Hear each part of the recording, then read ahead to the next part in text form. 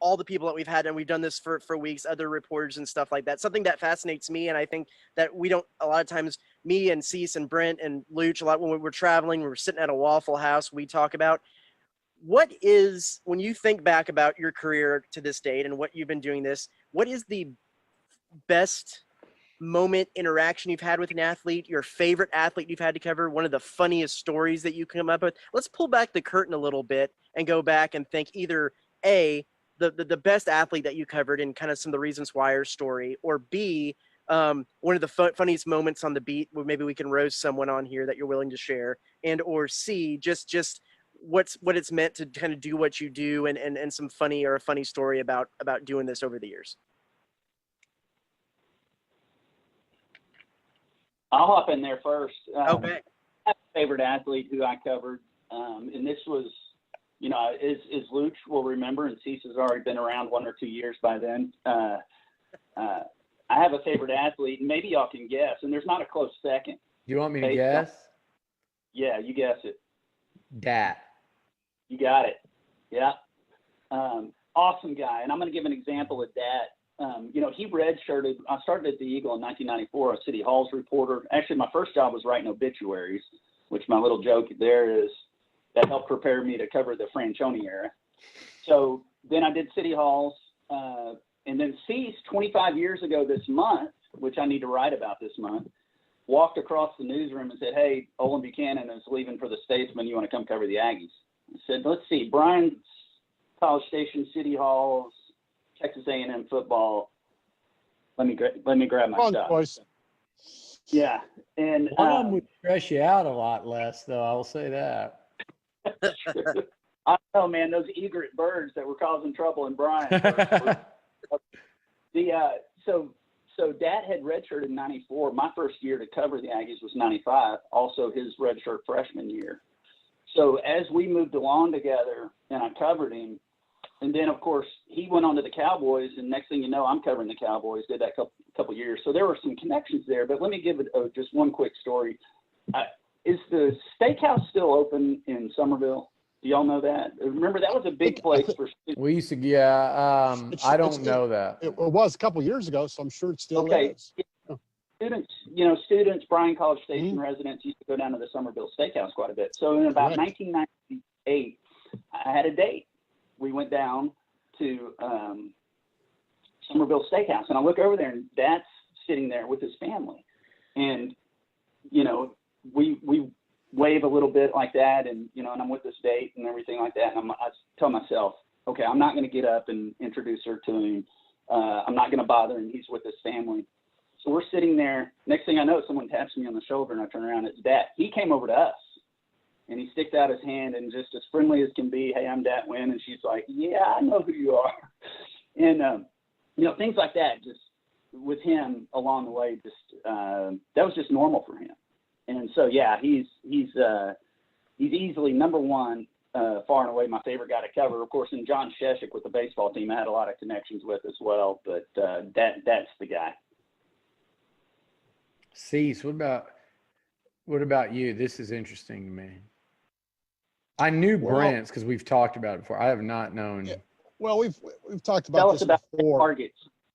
You got to remember that, I covered high schools for basically 20 years full time before I went to A&M full time. And when you get to meet and talk to people like Joe Hedrick was at Franklin, Merrill Green here in town, Ross Rogers, high school coaches, you almost become like a sports information director with them. I mean, just because there's not information out there, they drop their guard against you. They're very open to where they're at. And unfortunately, I didn't get to the colleges quick enough. Yeah, you had those situations. I had a good relationship with Jackie Sherrill. I know a lot of people didn't get along with him, but Jackie had Pittsburgh ties. And, you know, once again, I'll get the players later, but coaches, that's the reason I got into the business. When I went out and talked to people like that, when you talk to high school coaches, that you saw them, they weren't making great money but they were giving everything they had to the community and those kids, and getting so much negative feedback at time because they weren't playing the right people or they weren't doing this. I still this day think so much of high school coaches because they start this great thing that we all like, whether it's pro baseball or pro football. It all gets back to high school coaches. So high school coaches always going to have a special part in my life, in my heart, because I know they don't do it for the money when it's all said and done. They don't do it for the fame. They do it. That's just what God made them to do. And athletes, oh my gosh, getting back, I've covered both agendas. The guys like the Rod Bernsteins, John Peters, I covered that as he went to set the record for the all-time pitchers. And I'll miss people because I've been here so long. And then you think about, even last week, I laugh about the little things. I lost my wedge. I played golf with Travis last week over Traditions. And who do I see before I tee off? I talked to Stephen McGee, one of my favorite guys. I mean, you think about him. And then who found my wedge? It was McGee and his partner, because I finally tracked it down through a third party. And he goes, hey, if it was new as me, threw the wedge away. But I mean, it's like, you can't beat those moments. And I know you have a lot of those, Luch, over the years, because you're a little closer to the A&M athletes. You can't tell people how much fun that is and still be, a professional rider. And, I love it when, Jackie called me out, RC's called me out. But yet I consider those guys, RC, how can you not like RC Slocum? John David Crow, go over his house when I was doing stories, now Brent does. We could go on and on. This is why we got into business. This is why I think we all like Jimbo. Jimbo's a little old school. We don't have enough day-to-day contact with him, but Jimbo Fisher's the kind of guy I got in this business for, so that you could. But now with cell phones and whatever, you can't go out and have a beer with him. I had a beer with Emery Blar when I first got down here. When I first started into business, that's why I got into business. And I'm sorry I talked a little bit too. I got into business to be around you guys. I can remember that first time I got in Brent's car and he had the Confederate flag flying out and he had a statue of Sul Ross beside him. And what a great time we had. Wow. Hey, Cease, when Pinky Wilson wrote the Aggie War hymn, what did you first think of it? I mean, did you like it? He was pissed they mentioned the Longhorns. I said too worried about Texas. I said the song will never make it. Well, Pinky called you out. Yeah. On my end, I would say, and Travis, we're not going to go through all the stories, or there's the stories and then there's the myths. If you go read like Orange Bloods, then it goes down a whole nother road of just made up crap. But I'm with Brent. It's a little different because to me, like I'm to like that incredible bunch of Dat and Dan and Dante and Jay Brooks, Gamble, that whole crew, that whole time period, Rich Cody, Baum, Jason Glenn, Cornelius Anthony. I had them on my podcast the other day. We had a great time. Like those guys are like how Brent and Shesh are. Like we were at that age where they're only 4 or 5 years younger than me tops.